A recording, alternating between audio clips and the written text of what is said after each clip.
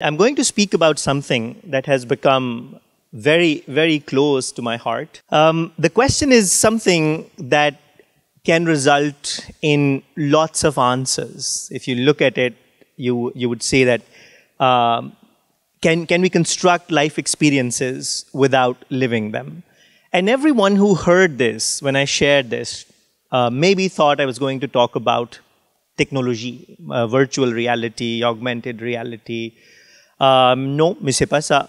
C'est pas la technologie. It's something that has to do with everything you and I do in our daily lives, irrespective of the roles we have. I assume il y a des professeurs ici, des étudiants, des professionnels, peut-être des médecins, maybe some lawyers. All of us, irrespective of the work we do, are going through a very, very interesting experience in life. I'm going to walk you through mine, and I'm going to make a case that there is something fundamentally wrong that we are doing in our life, all of us, in terms of what we try to do.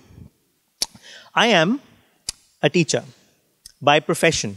I studied here in France, à Paris Sorbonne, ici.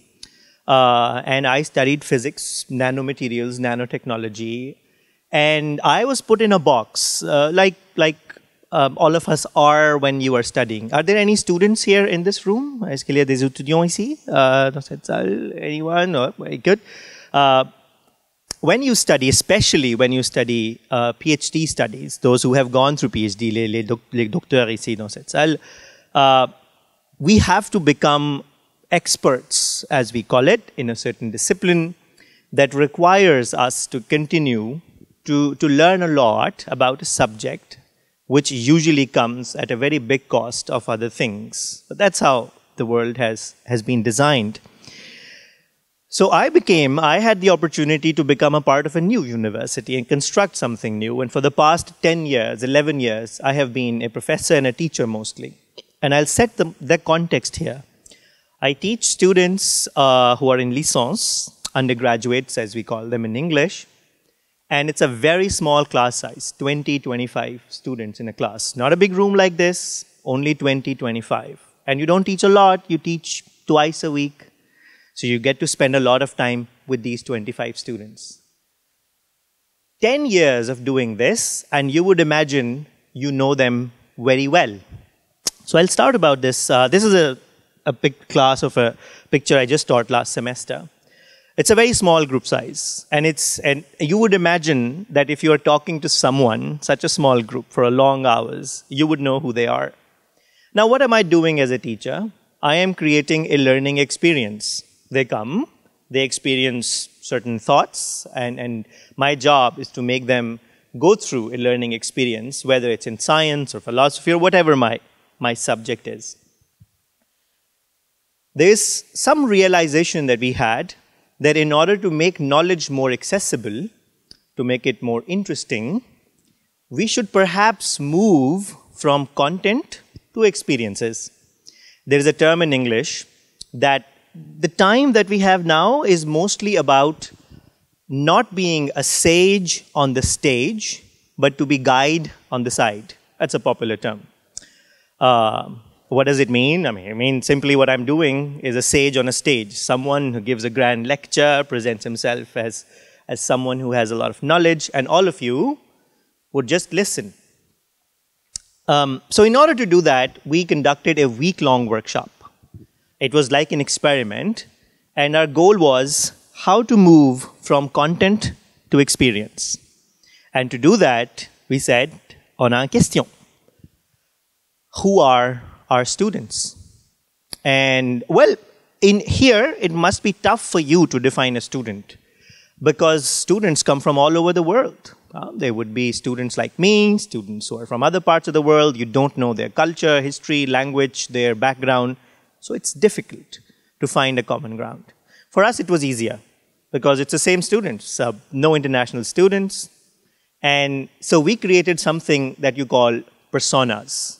C'est quoi les personas? Alors, c'est juste la description des étudiants. And you try to put them in categories by gender, by age. And once you have those descriptions, you do something else. You try to describe how they learn. Do they learn like this? Do they learn in groups? Do they learn by activities? And perhaps those who teach know these words. So we were very excited, and we did something. Here is a real picture of how it was happening. So we had an imaginary Luc, an imaginary Laurence, an imaginary Damien, an imaginary Amjad, an imaginary Anzar, and we gave them properties which were, we thought, very real.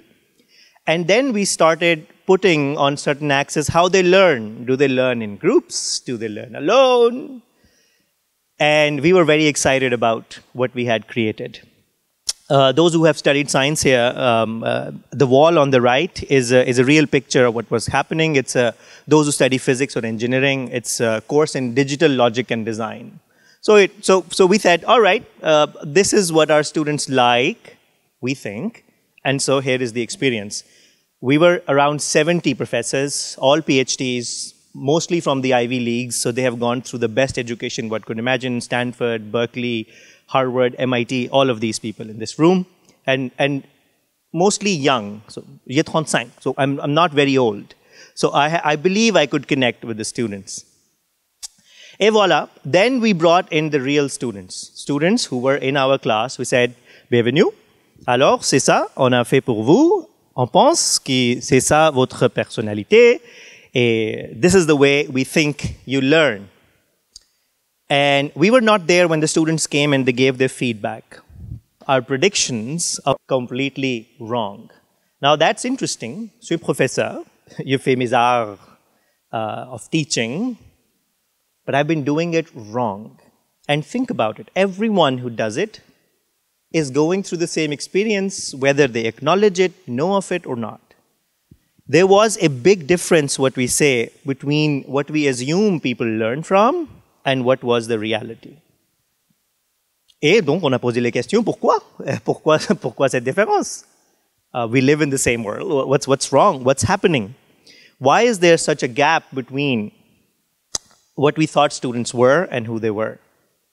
So, the experience that I am forced to give, I don't have a choice, j'ai pas le choix. Il faut en fait créer les expériences pour les étudiants, parce que je suis professeur, mais en fait, je ne connais pas les étudiants, pas du tout. And that was a big problem. This world, especially in the last 2 decades, looks nothing like the world before that. When I was growing up, or let's say when my father was growing up, my father, il est né en 1944. When he was growing up, he could relate to his father. So my grandfather and my father could share experiences. My father and I are apart. Je suis né en 1986, so I am much younger, but I could still connect. But it's so strange that now all of us, irrespective of our age, the things we do, the methods we learn, the social norms, the public, the society, everything has changed so dramatically that we cannot even imagine what it is. So everything that you do, the way you eat, the way you consume knowledge, the way you want to learn about the world, nothing continues to be the same. And this is what we were doing wrong. We were projecting our past selves onto the students. And this is something we do. If you are going to provide an experience to someone, you would either knowingly or unknowingly put yourself in that situation and think, if I was there, this is how I would love this to be, or these are some things I would not do. And alors, you will create that experience. Those of you who are parents might remember, oh, my parents did that with me, I will not repeat this with my kids. Or if I become a parent, I would not do this with my kids. It's because we are putting our past selves in that experience. And as a teacher, I was doing that. But the problem is that when I finished my licence, it was 2007. My access to knowledge was through my professors. I went to the library to study. I found all the books in the library. If I had a question, I would go to my professor. There was no Udemy, there was no Coursera, there were no courses available on the internet for me to go back to. My classroom was actually the only space where I learned. So it didn't really matter what my experience was. That was the only place where I would come. But this has dramatically changed. And it's interesting that we don't reflect on that a lot. Or maybe a lot of you do, but a lot of us do not. So the question we had was, is this a problem across disciplines? Is this a problem only with those who teach? Can this be a problem with a doctor who's trying to imagine, oh, you have a backache, and tell me your pattern, your life activities, and they write a prescription based on that. But whether knowingly or unknowingly, the doctor is projecting their past self as well on the patient. The lawyer is going to project their experience of the previous cases. Can you relate to that really? Do they have a choice? So we wanted to test this. And we also wanted to see how disconnected are the students. Is it just the professors or is it the students as well? So we asked them to do a very simple thing. Again, some context. Tous les étudiants dans cet expériment qu'on va faire habitent à Karachi. It's a city in Pakistan. Officially, 14.5 million people live there. Unofficially, 25 million people live in this city. It's really big. And every student in this experiment had lived in this city for 20 years.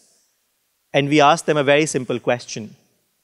Just go outside the university, go to the first traffic signal, and just observe and come back in what you see. Now, who were these students?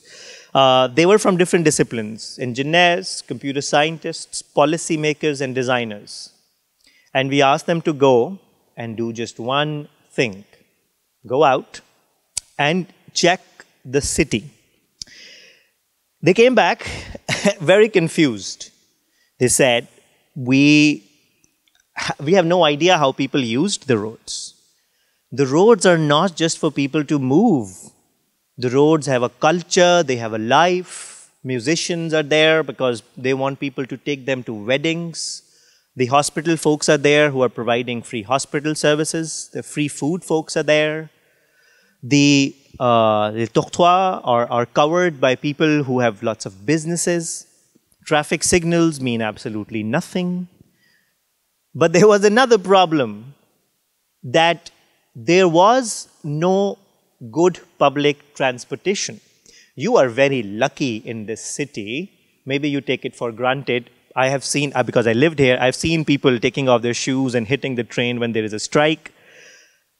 Mais vous avez vraiment la chance ici, parce que le transport public, c'est vraiment excellent. But in our part, it does not exist. And we asked a question to these people. You have lived here for 20 years, and you really don't know the city. And on top of that, you don't even understand what's happening. So we all asked a question. Why don't we have a good public transportation? C'est pas un problème d'argent. Pas du tout. On a d'argent. We have money. Lots of money, actually. So why don't we have a public transport system? And the answer is interesting. Someone is creating public transport system for us, right? Someone is doing this for us. But who is this? Who is actually making these decisions for us? The people or the person or the individuals who are making these decisions for us have never walked in the city. They have never taken a bus in their life. And they are not women, they're all men. So they don't even know how to create experiences which are inclusive, reflective. They come with guards. I was talking to a French friend who told me something very interesting. There are some big high-rises which are being constructed outside of Paris. Dans les banlieues, il y a des grands bâtiments, je pense 20 étages, 25 étages. And the designer, the architect, is someone very popular who has never lived in a building this tall.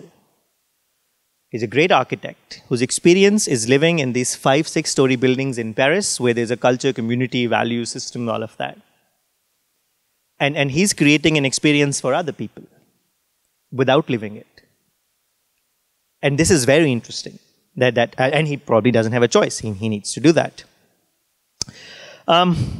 So this is something we thought about, is that, all right, I asked a girl, how do you feel when you move in this city? So in our city, you might have heard the term rickshaw or tuk-tuk. That's a device, that's a transportation people take. And she's an artist, so this is what she drew. So the question was very simple. How do you feel when you move in the city? And the answer was this. People who were creating this experience for her really make it feel like it's a hell for her to live in these experiences. And then we asked, when you go to the parks, how do you feel? Il y a beaucoup de parcs ici, à Paris aussi. Donc alors, quand vous êtes dans les parcs, c'est quoi comme expérience?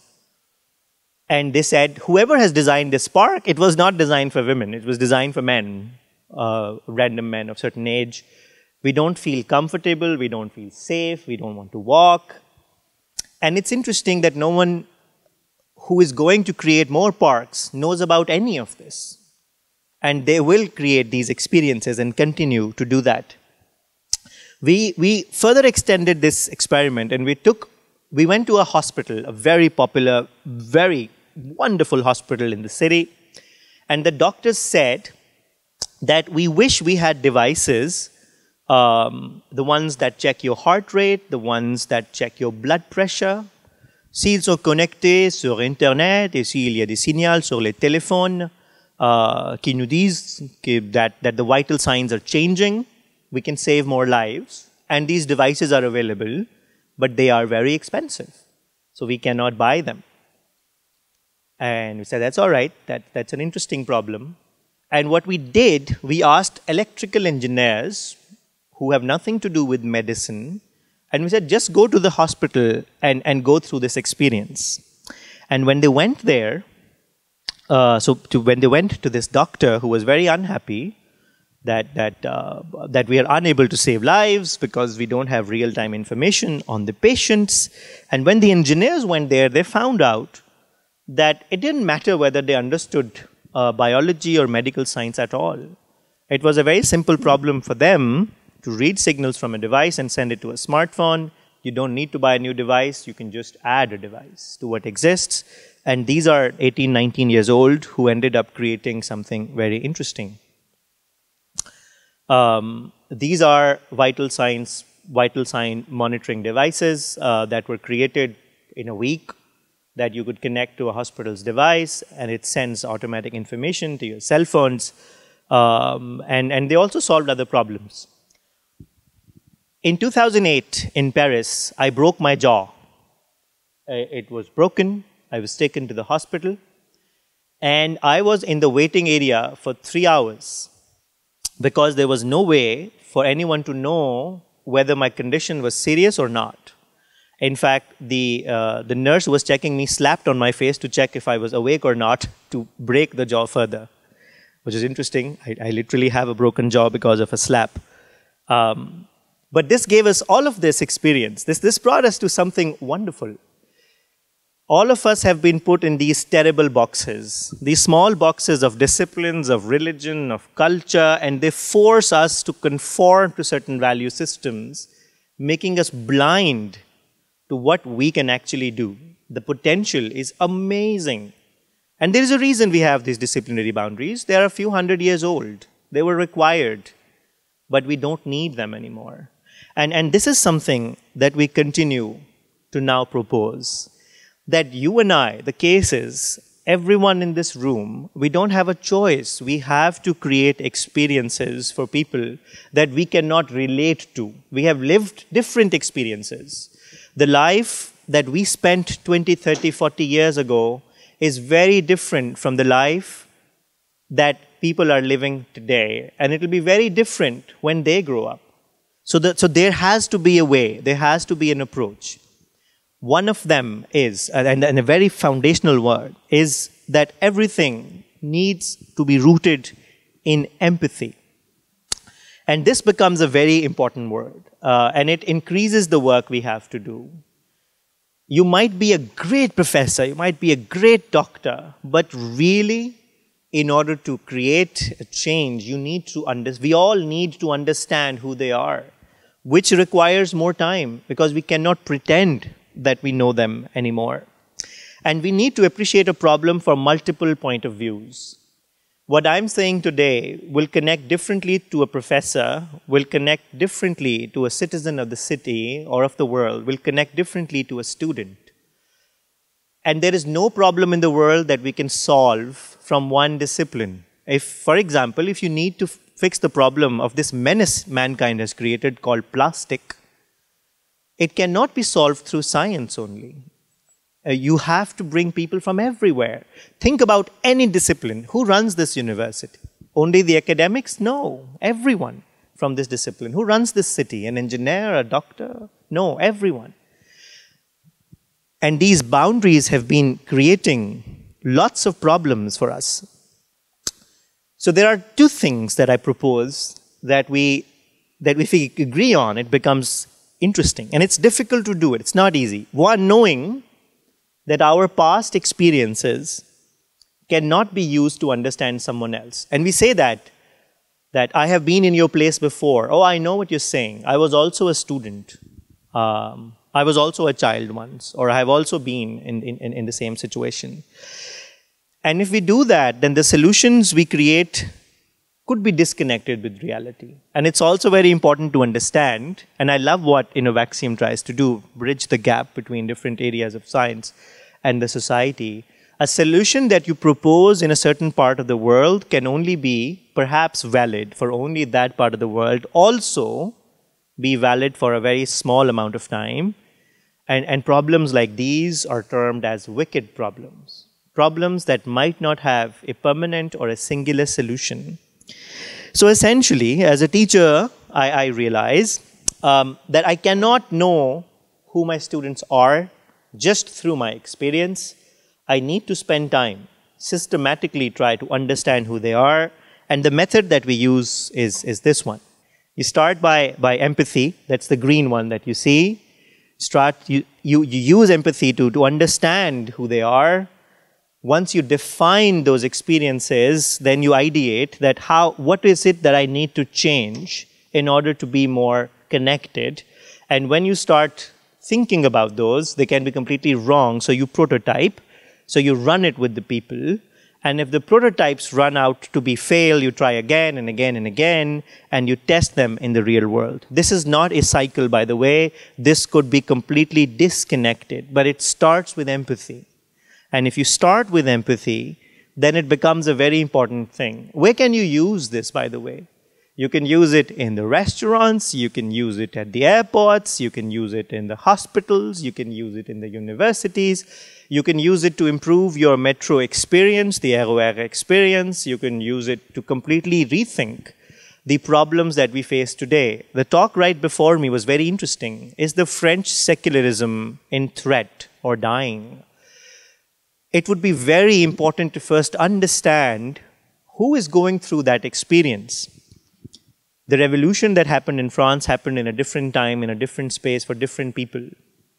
The laws of the first citizen, the principles of the first citizen, which are written in the Constitution, I was just hearing, they say that no one reads them. Why do they not read them? We can be angry, but we really need to reflect. Why do people not relate to the past? Why does this history seem so distant? And if we start thinking about this, I think there could be a very interesting approach to what would happen. So I would invite you, irrespective of the disciplines you come from, to reflect on this approach, to think about how can a more inclusive way of living can happen.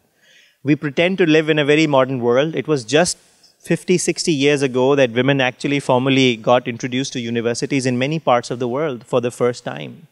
This is still a very, very different world that we assume it to be.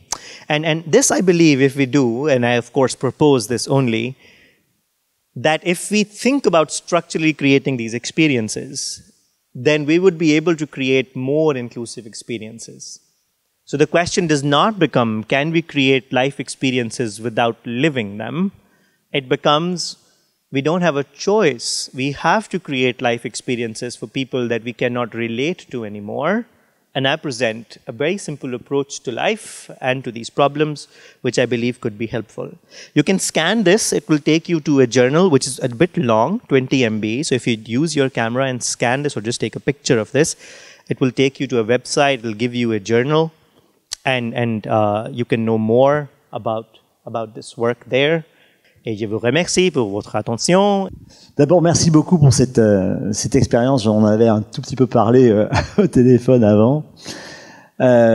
Sur cette approche nouvelle et empathique, notamment des jeunes, puisque c'est les enseignants qui parlent essentiellement, avec, d'après moi, au moins deux chances. Celle d'être dans une université entièrement nouvelle, une dizaine d'années, si j'ai bien compris, 11 ans, c'est ça? 2014. Hein, donc 11 ans.